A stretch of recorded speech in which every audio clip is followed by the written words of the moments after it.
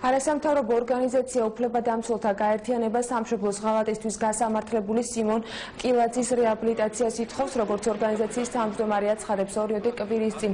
მათ იმ მოქალაქეების რეგისტრაცია დაიწყეს, რომელთა მიმართაც ხელისუფლებამ საპროცესო შეთანხმება ძალადობით გააფორმა. მათ შორისაა საქართველოს პრეზიდენტის ადმინისტრაციის მასმედიასა და საზოგადოებასთან ურთიერთობის ყოფილი მთავარი მრჩეველი სიმონ კილაძე. ადვოკატის თქმით, კილაძე 2006 წელს მიხეილ სააკაშვილის დავალებით ჯაშუშობის და სახელმწიფოს ღალატის ბრალდებით დააკავეს. საქმე რუსეთის სპეცსამსახურებისათვის სახელმწიფო საიდუმლოების შემცველი ინფორმაციის მიწოდების საკითხზე აღიძრა. ნიკოლოზ მჟავანაძე აცხადებს, რომ მისმა დაცვის ქვეშ მყოფმა დანაშაულის ეწოლისა და ოჯახის განადგურების თავიდან ასაცილებლად აღიარა და 1 წლიანი პატიმრობა 5 წლიანი პირობითი მსჯავრით უკანონოდ მოიხადა.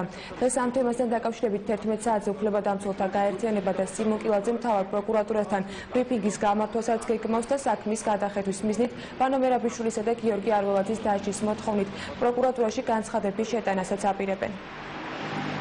ბანო მერაბიშვილმა დღეს განაცხადა, რომ დღევანდელი ხელისუფლება კგბ-შნიკური მეთოდებით იჭერს ხალხს კაბინეტებში დაჭერებით. მას დაავიწყდა ალბათ როგორ დაიჭირეს სიმონ კილაძე რაღაც აბსურდული ბრალდებით კაბინეტში შევიდნენ და დაადეს ბორკილები ადამიანს ჯაშუშობის მუხლი მიუყენეს და დღემდე არ არის დაუდგენელი რომელი ქვეყნის სასარგებლოდ ჯაშუშობდა ეს პიროვნება. ჩვენ აღნიშნულთან დაკავშირებით შევიტანთ საჩივარს